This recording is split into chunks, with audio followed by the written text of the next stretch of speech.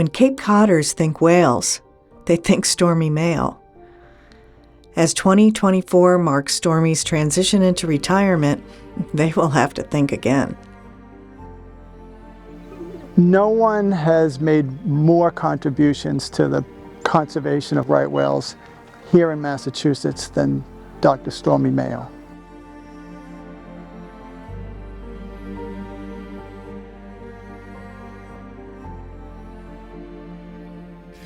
Well, I think people will remember Stormy as a homegrown boy from Provincetown, but who went off and had a really outstanding education at Dartmouth and then at University of Miami for his PhD, but came back and put that to work. So where did it all begin? In my family, there was very little encouragement to know what you're going to do when you grow up, typical of my father. But he encouraged me, because it was his interest, to work with the ocean, to work particularly with fish, which was his primary interest. And though I didn't plan it or even drive for it, I sidestepped lots of other possible directions, courses in college, and ended up in biology and eventually in the study of the ocean.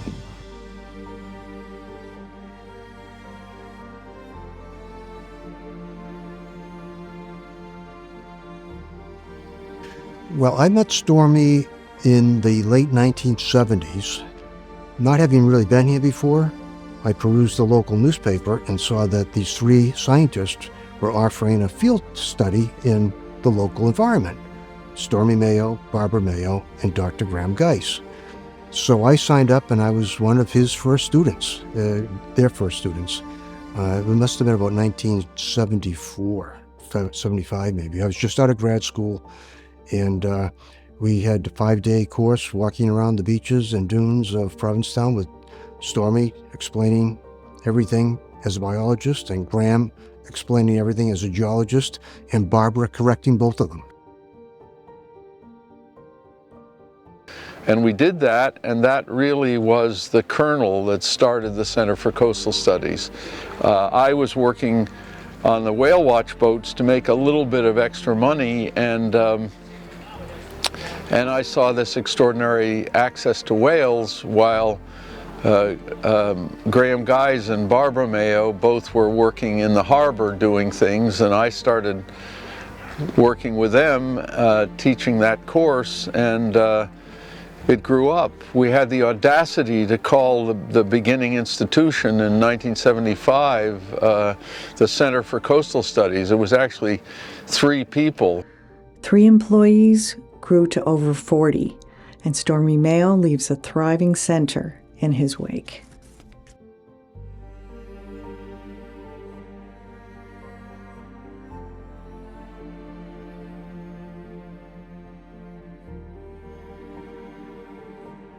Stormy has really mastered an understanding of the local use of these waters by right whales. His work to understand when they arrive, when they leave, what they feed on, what parts of the water column they're using, has really translated into management and policy that has reduced the risk of entanglement or vessel collision here in Massachusetts. His knowledge of marine science, the ocean around us, not only is extensive as a scientist, but it's also local knowledge. I mean, he knows from having grown up in this area, watched the changes happen to the ocean, watched the changes happen to the seashore, and he understands the rhythm from a local perspective. So he's steeped in local knowledge. He augments that with really solid scientific credentials, and that combination has made him one of the most important people we've had in ocean and coastal conservation in this part of the world. His contributions to the world of marine science often took place in Cape Cod Bay. What is it about Stormy Mayo that singles him out? An early colleague of Stormy's, Dr. Randy Olson, gets to the heart of it.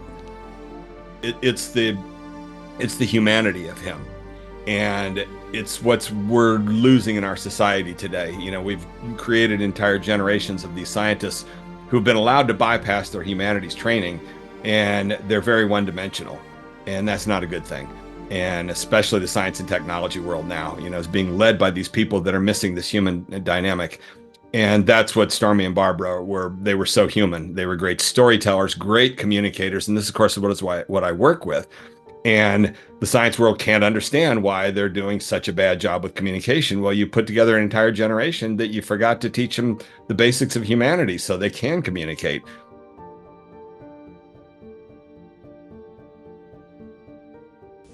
I remember well reaching deeply into one of those cuts to find out how much blubber she had, which would really tell us whether she was fit enough to migrate, and seeing blood come out of this huge gash where the ropes had sawed into her body from her swimming.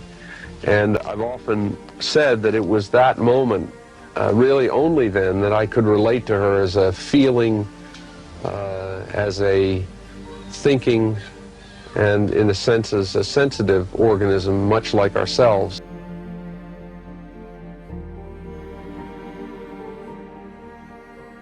He was always known as the local expert on right whales, and because there was some ongoing litigation with the state by a nonprofit group, we were seeking solutions, and we contacted Stormy to see if some of our opportunistic sightings could be used by him in his research to get a better appreciation for when and where right whales were present. I went on the board for Center for Coastal Studies probably 28 years ago. Peter Borelli was the CEO, and Stormy, of course, was in the prime of his career as a scientist then. I think Stormy's most significant contribution is that he really became one with the world that we live in here on Cape Cod and around Cape Cod. He is part of the marine biology, the marine environment. A pioneer in the development of whale disentanglement techniques, Mayo's early work helped to establish the Marine Animal Entanglement Response Program, now a leader in global whale rescue efforts. Disentanglement is really a very small part of the many things that we do at the center, but we think it's a most important one, a direct way of helping the animals we study.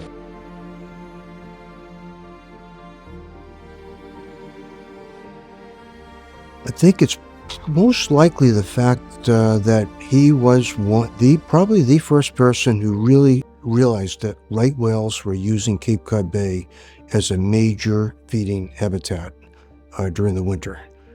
I don't think people really knew that.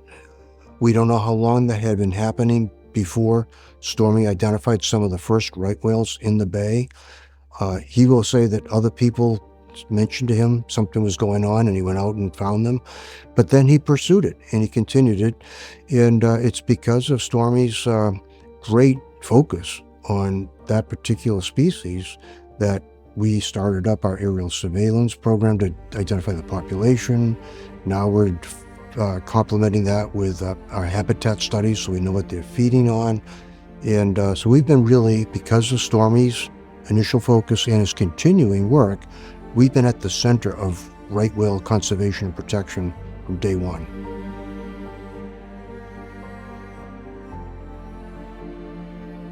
Well, with regard to the question of losing Stormy, I'm not going to let us lose Stormy. So as long as I'm around, and I can tell you, as long as everybody else who's been involved in the center, we're going to keep a connection to Stormy. We know where he lives. It's only a few miles from the center. He's not going anywhere as far as I know. And so we will certainly have a working, collaborative relationship with Stormy. He'll step down, and he deserves, after all these years, 47 years of the Center for Coastal Studies, to have a break from the day-to-day management and fundraising and science. But he has a couple of special projects in mind, and we would like to help him make sure he can participate as he feels comfortable.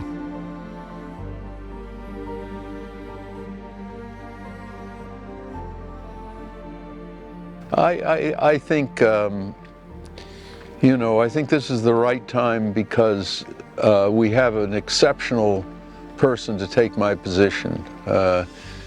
Someone who will likely bring the right whale work to a new level with new studies, new approaches.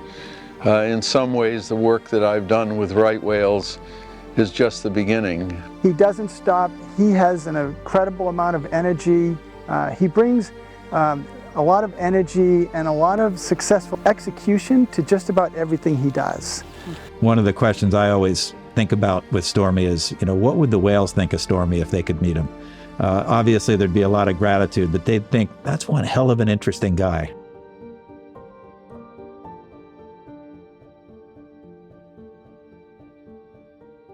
The best indication of someone's excellence and the job that they do in life is they leave the ability to be backfilled behind them. So I think that if this was a question of, gee, how's the center going to do without Stormy, then Stormy would not have done the magnificent job that he's done. He is Provincetown. I mean, he is Cape Cod Bay embodied, and even though he won't be active on their payroll and on their work schedule, I'm sure he'll be available for the organization and for us to consult.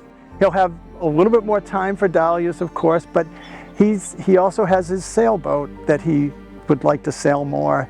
And so I wish him a long, healthy retirement. I do.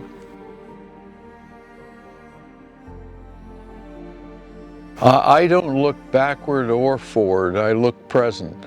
Everybody has their own way of encouraging themselves. I do well with the present, and that's part of the reason why I don't have one thing. I don't have one plan for the future. I don't even have a plan for the future, and I don't have one thing in the past. The sun just came out. That's enough for me. He'll come up with something. He's Stormy. He'll come up with something. I bet you it's in nature too.